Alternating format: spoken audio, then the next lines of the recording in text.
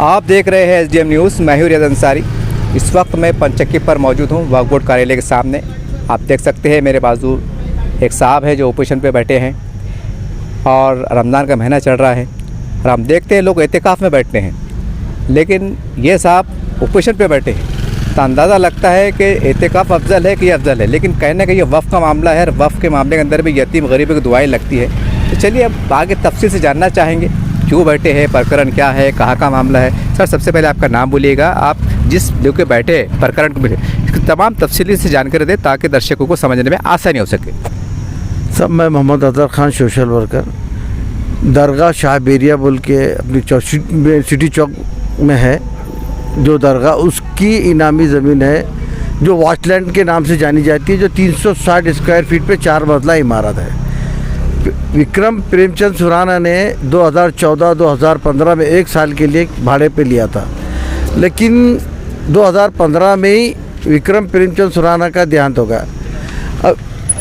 और जब विक्रम प्रेमचंद सुराना का देहांत हुआ तो 1 साल के लिए जैसी जो प्रॉपर्टी दी जाती वैसी प्रॉपर्टी, वो एग्रीमेंट होता 100 रुपये के बॉन्ड पे, प्रॉपर्टी वापस की जाती है।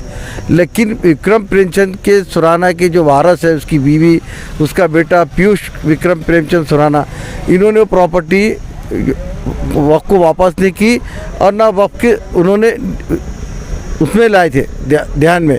लेकिन 2021 को जैसा मेरे को मालूम पड़ा तो वो चीज़ आई, तो फिर बाद में उन्होंने किया। आज भी विक्रम प्रेमचंद सुराना के वारस ने वो प्रॉपर्टी उनके अंडर में रखी थी, ये प्रॉपर्टी जो है 6015 CTS नंबर।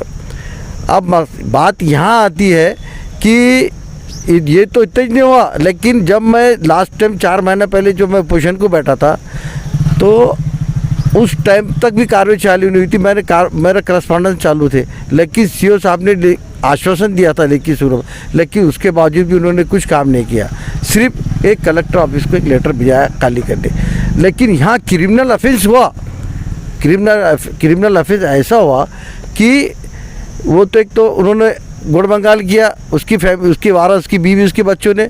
उसके बाद उसके प्रॉपर्टी पे जब इंक्रूजमेंट हुआ, जहानी ड्रेस, हॉनेस्टी ड्रेस वाला अजीज़, जहानी ड्रेसेस वाला रज़ाक, ये दोनों का आज वहाँ प्रॉपर्टी पे कब्जा है। जब उस वक़्त मैं बैठा था 4 महीने, तो यहाँ के वक्त ऑफिसर ने जाके वहाँ पंचनामा किया था और पंचनामे में तहरीरी नाम लिखा रज़ाक और अजीज़ जहानी का, दोनों की सिग्नेचर थे।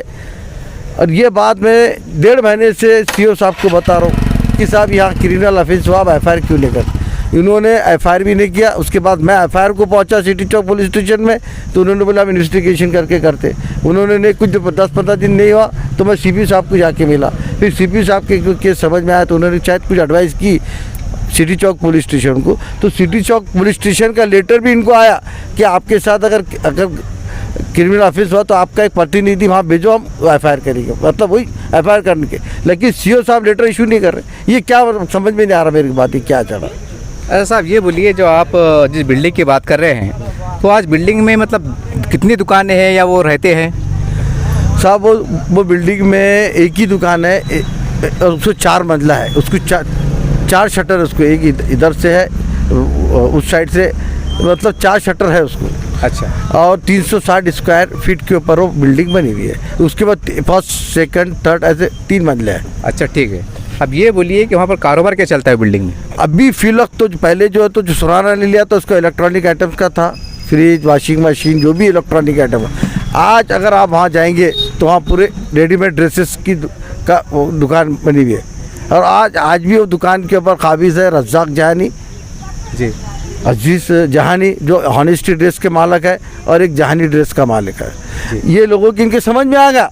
CO साहब को भी मालूम है, वक्त चेयरमैन साहब को तक मालूम है कि ये प्रॉपर्टी पे इंक्रोचमेंट हुआ।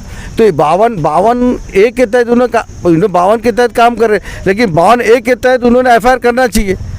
52A कलम अलग है जी, 52 कलम ए जो है तो A अलग है। 52 कलम के हिसाब से उन्होंने काम कर, मैं बोला 52A के हिसाब से आप जो है तो उसके ऊपर FIR करो। साहब, ये बता सकते हैं कि जब अक्सर ये होता है कि वक्फ बोर्ड से जो भी ऐसा किराए की बिल्डिंग बोलो, ज़मीन बोलो, ये किराए से ली जाती है, तो जब आप ओपोजिशन पे बैठे हो, जाहिर सी बात है आपको सब तफसीलात मालूम होंगी, तो वो कितने सालों से कितना किराया भर रहे हैं, माहाना या सालाना? देखिए, जब उन्होंने लिया था जब एजाज हुसैन साहब सीईओ थे 2014 से 15 में, तो उन्होंने 12,700 रुपये से वो किराए से लिया था पर मंथ। Per month. और जब मैं इसके अंदर आया तो मैं 2,20,000 रुपये पर मंथ देने के लिए तैयार था, लेकिन उन्होंने कार्रवाई नहीं करी। मेरे को मजबूरन अपोजिशन को बैठना पड़ा। तो जब इतनी कार्रवाई बढ़ी, अब इतने कार्रवाई बढ़ने के बाद जब इनको बोले क्रिमिनल ऑफेंस हुआ, आप एफआईआर करो, तो नहीं कर रहे। अब ये तो अल्लाह को जाने, अल्लाह मालूम क्या है, क्या सीओ साहब पे कोई प्रेशर है कि क्या है। वो खुद बोले मेरे पे बहुत प्रेशर है, मैं काम कैसा करूँ। तो मैं से पूछा, आप प्रेशर किसका, आपको बताइए हमारे। अब साहब आप ये बोलिए, जैसा आपने बोले हैं कि मैं 2 लाख किराया माहाना देने को तैयार हूँ और वो 12,000 दे रहे हैं। हाँ। तो क्या ये आपने बात वक्फ के सीए साहब को कभी बताई थी?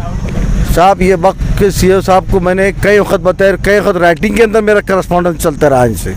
मैं वक्फ बोर्ड को फ़ायदे में लाना चाहता हूँ। ये वक्फ की प्रॉपर्टी बेवा, मिस्किनों, गरीबों की है। मसले को आप इनको मैं ऐसा ला के दे रहा हूँ तो काम नहीं करे तो आगे क्या प्रॉपर्टी हस्तगत करेंगे और क्या काम करेंगे लोग? नहीं सर, 10, 20, 50 ऐसे प्रॉपर्टी है क्या औरंगाबाद में? है 50 ज़्यादा प्रॉपर्टी निकलेगी, मैं समझता हूँ ज़्यादा प्रॉपर्टी निकलेगी सब। लेकिन वो आज वो बहुत वैल्यूबल प्रॉपर्टी हो गया, जैसे कि म्यूनसिपल कॉर्पोरेशन है, कलेक्टर का बंगला, कमिश्नर का बंगला है जी। हाँ, और भी बहुत सारे मोहल्ले में प्रॉपर्टी है। ये आज जो हमारे नौजवान जो खाली फिर रहे हैं, आज उनको रोज़गार मिल सकता है अगर ये अपन सही तरीके से। आज जो मैं मेथड से जा रहा हूँ, मैं वक्फ बोर्ड का फ़ायदा कराना चाह रहा हूँ, किराएदार को निकालने का तरीका बताया, ये फिर भी करने के लिए तैयार नहीं है। आज हमारे नौजवान जो बेरोज़गार फिर रहे, उनको आज ब्यूटी टर्फ पे कोई भी पैसे वाला आदमी ले सकता है और बिल्डिंग अपने शॉपिंग मॉल बना के आज अपने बच्चे रोज़गार हासिल कर सकते हैं। ये मेरा मकसद है। साहब हमारे वक्फ बोर्ड के अंदर फौजिया मैडम है, राष्ट्रवादी से आते हैं, शेख साहब भी है और हमारे खासदा इम्तियाज़ जलील साहब भी है, वजाद मिर्ज़ा साहब भी और भी लोग हैं। तो क्या आपने इस प्रकरण को इससे पहले कभी उनके कान पे बात डाली कि साहब ये ऐसा मसला थोड़ा देखिए?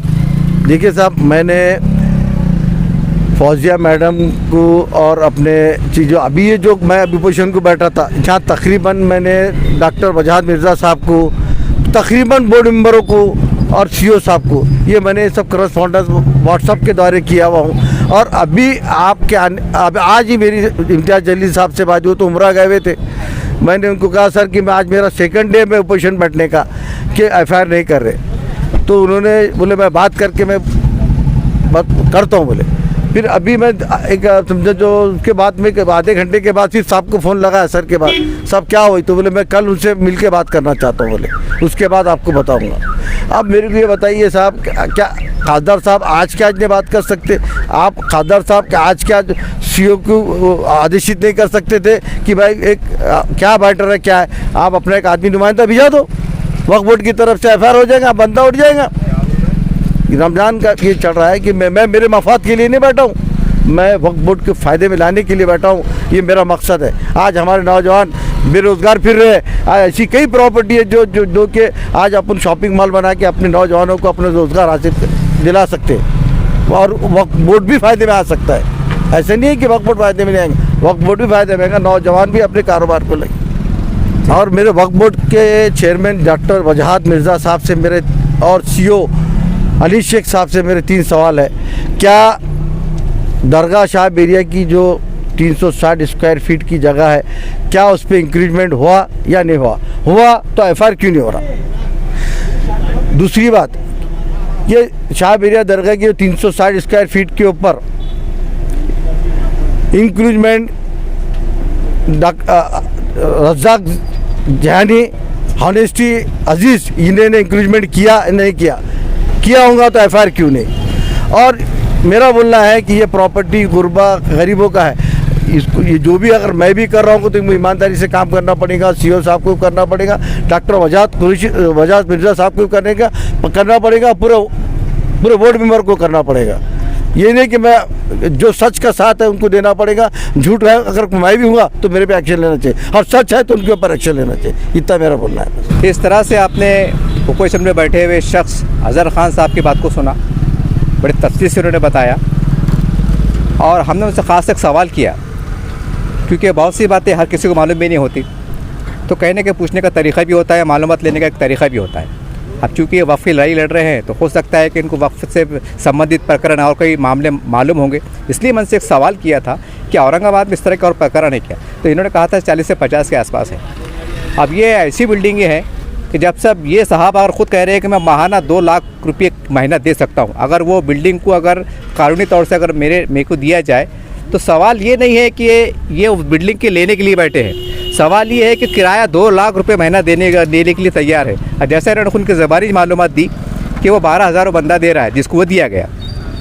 अब सवाल ये है, एक अगर पागल अगर बेवकूफ़ इंसान को भी पूछे तो उन्हें भी बोलेंगे कि मेरे हाथ गाड़ी किराया अगर कोई मैं 5 भरोसे दे रहा हूँ, अगर कोई बोलता भैया उसको किराए से दे, वो भाजी वाले को 10 रुपये देंगे, तो वो बंदा वो हाथ गाड़ी वाला जिसको कोई अकल नहीं होती, ज़्यादा तमीज़ नहीं होती, वो भी बोलता नहीं भैया 5 रुपये लग के आ रहे हैं अपने को। ये मिसाल हम इसलिए दे रहे हैं कि वक्फ बोर्ड के अंदर जितने भी स्टाफ पूरा मेंबर बैठे हुए, खाली अगर थोड़ा बहुत अगर इम्तियाज़ अली साहब को छोड़ दिया जाए कि वो भी अकेले क्या करेंगे, लेकिन संघर्ष कर रहे हैं, बहुत अच्छी बात है। अब कितना आगे रिजल्ट आता है तो वक्त ही बताएंगे। लेकिन बाकी के जो दीगर लोग जिम्मेदार हैं, तो हमारी उनसे दर्द अपील है कि साहब ये वक्फ बोर्ड का फ़ायदा कराने के लिए बैठे हैं और आप उधर खामोश बैठे हैं। और इन्होंने जैसा कहा कि और भी प्रॉपर्टीज़ है और भी दीगर बहुत ज़मीनात हैं, तो सवाल ये है कि वक्फ बोर्ड के ताबे जो भी ज़मीनात है तो आप सही तरीके से गरीबों को उसका फ़ायदा पहुँचाने का प्रयास क्यों नहीं करते।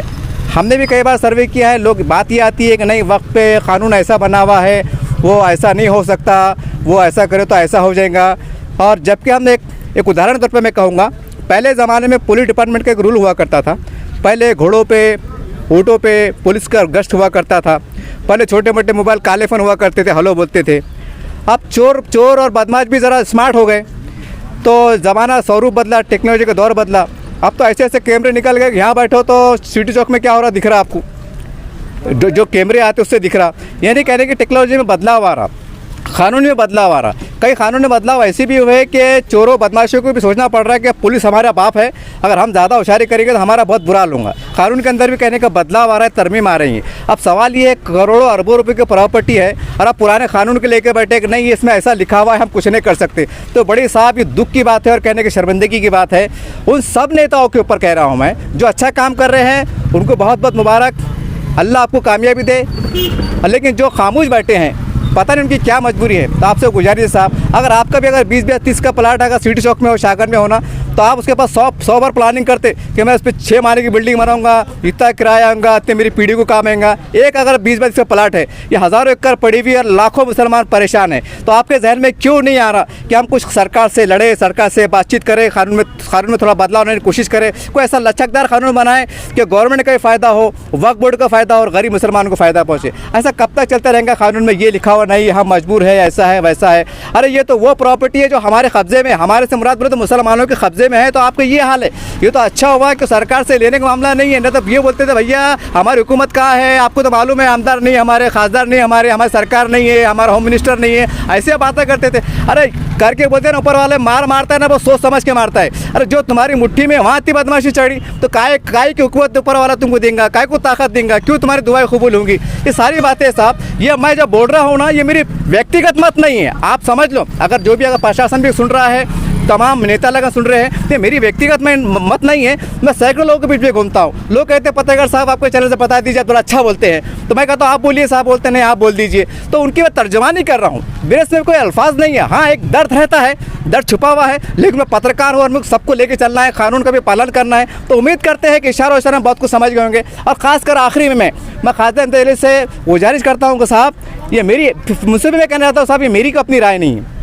कई लोगों के कहना है कि आज रफ़ीक ज़करिया साहब के बाद औरंगाबाद को एक ऐसा चेहरा नसीब हुआ है कि अगर वो कुछ कर जाए तो हम समझते हैं रफ़ीक ज़करिया साहब से आगे 10 गुना आप चलेंगे, और ये आप कर सकते हैं। ये मेरे अपना कोई मत नहीं है, ये लोगों की विचारधारा है, इनकी सोच है, खाली मैं तर्जुमानी कर रहा हूँ। तो मेरी आपसे भी गुजारिश साहब कि औरंगाबाद में कोई ऐसा इतिहास रख दीजिए कि और खासदार नहीं आने वाला आया और दुनिया ने देखा और जो काम नहीं हो सकता वक्फ बोर्ड ने वो काम करके बताया। अगर ऐसा हो जाए ना साहब, तो इनकी दुकानें बंद हो जाएंगी। और उम्मीद करते हैं कि कम से कम वक्फ बोर्ड के हद तक जो धांधलियाँ चढ़ी है, बदमाश चढ़ी है, उस पर रोक लगेंगी। और उम्मीद करते हैं कि इस दर्द को, इस मैसेज को आप महसूस करेंगे। और कहीं ना कहीं मैंने जो लोगों ने मुझसे कहा था कि आप इसे बोलिए, थोड़ा हमारे लिए कोई नुमाइंदगी कीजिए, तो मैंने कहने के टूटे फूटे अंदाज से एक तर्जुमानी की लोगों की, उनकी बात को सामने रखा। उम्मीद करते हैं कि जहाँ तक मैं बात पहुँच रही है, जो जिम्मेदार है उनको कोई कोई बुरा लगाने की ज़रूरत नहीं है साहब, ये सच्चाई है, ये कड़वी सच्चाई बैठी हुई है। तो उम्मीद करते हैं कि देर आए दुरुस्त आए, कुछ अच्छा कीजिए, अब भी कुछ बिगड़ा नहीं है। उम्मीद करते हैं कि आप अच्छा करने की कोशिश करेंगे।